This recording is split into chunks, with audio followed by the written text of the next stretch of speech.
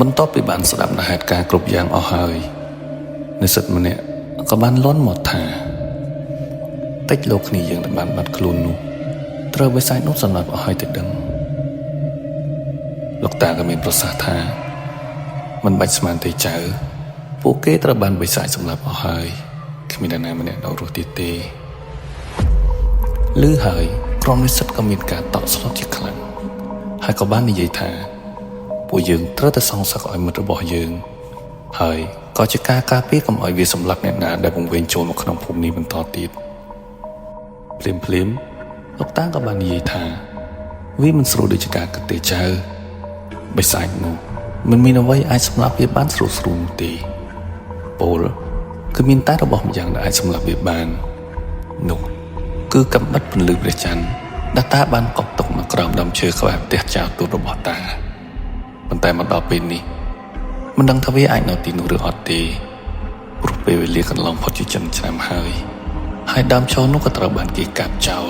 ចាក់ដីពីលើធ្វើផ្លូវលុបជិតឈឹងអស់ពិបាកនៅក្នុងការរកបន្តិចហើយស្រាប់តែពេលនោះចៅទូតរបស់លោកតាក៏បាននិយាយថាសប្តាហ៍ថ្ងៃបច្ចេកវិទ្យាជឿនលឿនយើងមានឧបករណ៍សម្រាប់តាមដានរោគសារធាតុដែកអញ្ចឹងចៅនឹងត្រឡប់ទៅផ្ទះវិញនឹងសុំជំនួយពីអាជ្ញាធរដើម្បីតាមរងកំបិតនោះឲ្យតតែឃើញលោកតាក៏មានប្រសាសន៍ថាបើពិតមែនគឺល្អណាស់ចៅប៉ុន្តែចៅមានពេលតែ7ថ្ងៃប៉ុណ្ណោះក្នុងការស្វែងរកព្រោះវាជាថ្ងៃពេញបរមីដែលតាអាចអន្តងហៅប្រលឹងបិសាចនឹងបាននឹងអាចកំចាត់វាបាននៅក្នុងថ្ងៃពេញបរមីនោះតែម្ដងអញ្ចឹងព្រឹកស្អែកពួកចៅត្រូវចេញពីទីនេះ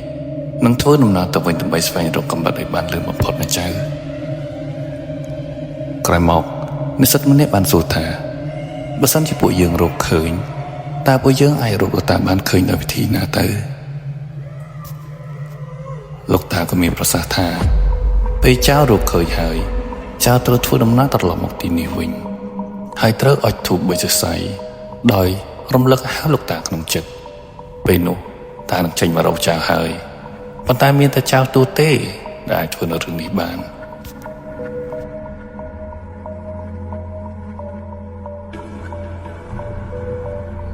ពេលព្រឹកក៏បានមកដល់ក្រុមនិស្សិតទាំង5នាក់របស់យើងក៏បាននាំគ្នារៀបចំអីវ៉ាន់ដើម្បីចាក់ចេញពីភូមិចំណាយពេលមួយថ្ងៃដើម្បីមកដល់ភ្នំពេញជួនជាយប់បាត់ទៅហើយក៏មិនអាចទំនាក់ទំនងទៅកាន់អាជ្ញាធរបានពួកគេក៏សម្រេចចិត្តថាសម្រាប់សិនហើយលុបព្រឹកឡើងក៏បាននាំគ្នាទៅតាក់ទងអាជ្ញាធរប៉ុន្តែវាចែកដនពេកហើយដោយសារតែប៉ះចំថ្ងៃអាទិត្យមិនមានអ្នកធ្វើការនោះទេដូចនេះពួកគេត្រូវរងចាំមួយថ្ងៃទៀត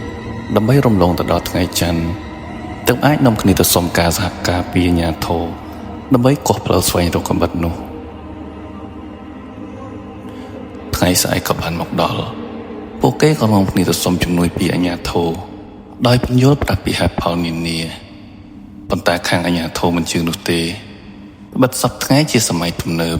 មិនមានរឿងបែបនោះកើតឡើងដូចពីសម័យមុនទៀតឡើយដោយពិបាកនៅក្នុងការពន្យល់និស្សិតម្នាក់ក៏បានឲ្យយោបល់ថាពួកយើងគួរតែលួចកោះដោយខ្លួនឯងនៅពេលយប់ជ្រៅទៅតែនិស្សិតម្នាក់ទៀតបាននិយាយថាមិនងាយស្រួលទេតែយើងអាចដឹងថាកំបិតនោះនៅត្រង់ណាទេហើយណាមួយវាក៏ខុសនឹងច្បាប់ផងដែរ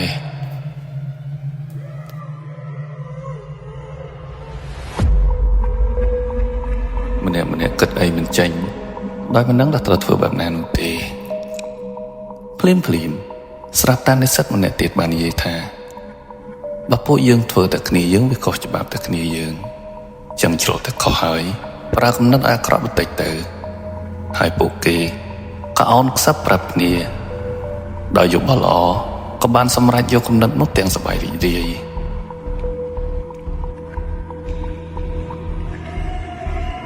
ព្រលឹមឡើងពួកគេបានទៅអង្គុយនឹងផ្លូវដែលជាទីតាំងដែលលោកតាបាននិយាយថាបានកប់កំបិតទុកពួកគេធ្វើជាជីកនេះជីកនោះរហូតមានអ្នកភូមិម្នាក់បានដើរមកសួរថាពួកក្មួយឯងកើតអីនឹងម្នាក់ក្នុងចំណោមនិយាយថាពួកខ្ញុំកំពុងតែជីករកពេជ្រមីងនេះពេជ្រគេបានបង្ហាញគ្រាប់ពេជ្រជ័រ ដែលមានពន្លឺភ្លឺផ្លេកទៅកាន់អ៊ីអ្នកភូមិភ្លាមគាត់ក៏បានរត់ទៅផ្ទះហើយបានហៅកូនចាស់មកជួយកន្លែងនោះដើម្បីរកពេជ្រ